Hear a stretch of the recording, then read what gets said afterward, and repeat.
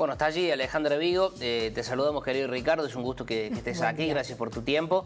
Pensaba que es un año que para ustedes los constitucionalistas y docentes se va a estudiar mucho en la historia argentina, ¿no? Porque evidentemente ha pasado de todo, ¿no? Así es, Javier, Mercedes, ¿cómo están? Buenos días. Bueno, lo primero que hay que decir que un decreto de necesidad de urgencia de estas características que modifica más de 300 leyes, no existe un antecedente en la historia constitucional argentina. Debemos remontarnos a la dictadura militar cuando sumían los gobiernos y dictaban bandos, modificando inclusive la Constitución Nacional. De tal manera, lo que primero hay que decir que es una norma absolutamente excepcional, no hay antecedentes y en mi opinión, además, como ha sido sancionada, es absolutamente inconstitucional porque no respeta los lineamientos de la Constitución Nacional. Lo que primero hay que destacar que la Constitución Nacional establece que dice que bajo ninguna circunstancia, bajo pena de nulidad absoluta e insanable, podrá el Ejecutivo dictar normas de naturaleza legislativa. Solo excepcionalmente cuando circunstancias de emergencia o excepcionales lo justifiquen. En este caso, esas circunstancias excepcionales no están dadas y entonces el procedimiento de control natural establecido tanto por la Constitución Nacional, por una ley reglamentaria, es que pase al Congreso de la Nación para que el Congreso lo ratifique o lo desapruebe. Esto efectivamente es lo que ha sucedido. La ley reglamentaria, como ustedes bien han comentado, establece que el decreto va a perder vigencia cuando las dos cámaras lo desaprueben, de tal manera de que... Ese es un punto no menor. No es menor porque el rechazo de la Cámara de Senadores, si bien es un golpe muy duro institucional y democrático para el decreto, todavía tiene plena vigencia y hay que esperar lo que resuelve en definitiva la Cámara de Diputados, que se va a expedir. Si la Cámara de Diputados lo desaprueba, no tendrá más vigencia. Si no se expide o lo ratifica positivamente, el decreto entonces estará convalidado como una norma jurídica. ¿Sorprendió la decisión de ayer? Bueno, esto tampoco... Y por la cantidad también, digo, de senadores que... Fue una mayoría holgada. Claramente la Cámara de Senadores se expidió en contra. No hay antecedentes en el sistema institucional, constitucional, en la historia de la Argentina, que la Cámara de Senadores haya rechazado un decreto de necesidad de urgencia. Solamente hay dos supuestos de rechazo por la Cámara de Diputados, pero que después la Cámara de Senadores no se expidió. Y por lo tanto, nunca en la historia constitucional argentina un decreto de necesidad de urgencia fue rechazado.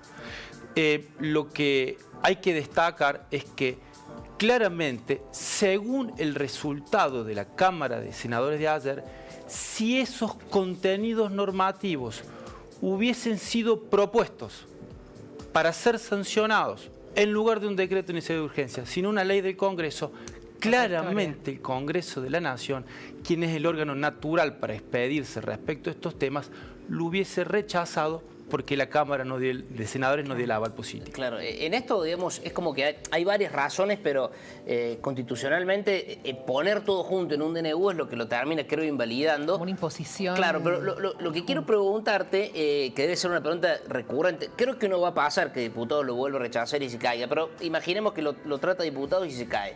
Y aquel que contrató, aquel que tiene un contrato vigente con el DNU que lo hizo en dólares, que lo hizo con las modalidades del hoy, ¿cuál es el efecto que tiene? La pregunta es muy buena y yo la voy a desglosar en dos partes. Primero, si eventualmente la Cámara... una eventualidad. Eventualmente, en una hipótesis, la Cámara de Diputados lo rechaza, la ley reglamentaria establece que quedan a salvo los derechos adquiridos durante la vigencia del decreto. Bien.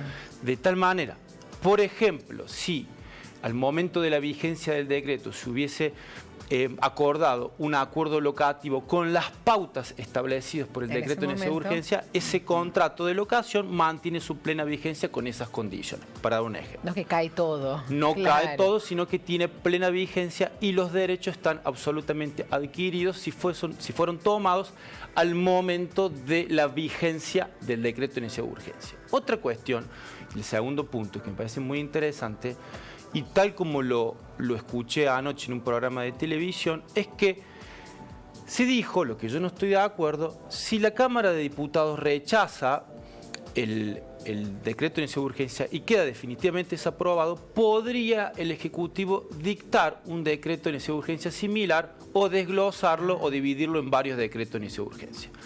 Indudablemente eso no sería sano desde el punto de vista institucional. Podría, en mi opinión, el presidente de la Nación caer en un delito de abuso de autoridad, por cuanto un decreto análogo ya fue rechazado por el Congreso de la Nación y por lo tanto no podría insistir con normas similares dictadas por él mismo. Además, obviamente esto también va a derivar en consecuencias judiciales, porque al haber sido rechazado por la Cámara de Senadores, con la probabilidad de que sea rechazado también en diputados, hay que esperar, obviamente esto hace que pierda mucha fuerza desde el punto de vista de la legitimidad política, institucional y democrática. Y el Poder Judicial, tanto la Corte Suprema de Justicia como los tribunales inferiores, toman nota de esta circunstancia para después fallar respecto a la constitucionalidad, la nulidad o invalidez de este DNU.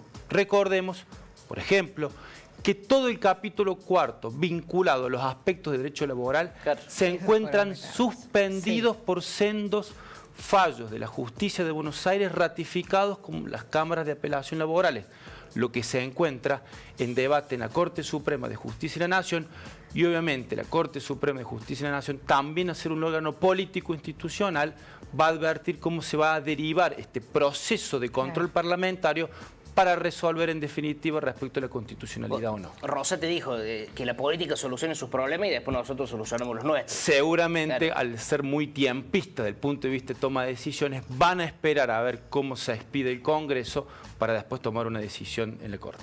Bueno, esperar entonces a ver la decisión de diputados, pero... bueno, enojado todos los el presidente días, todos los días una información nueva, no parece mentira, favor. pero es la Argentina. A través de las redes sociales se teniendo, expidió, ¿no? ¿viste? El presidente enojado con los senadores, porque fue un revés, fue un revés importante. Ricardo, gracias. Gracias a ustedes. Gracias por venir a explicarnos y darnos tu punto de vista.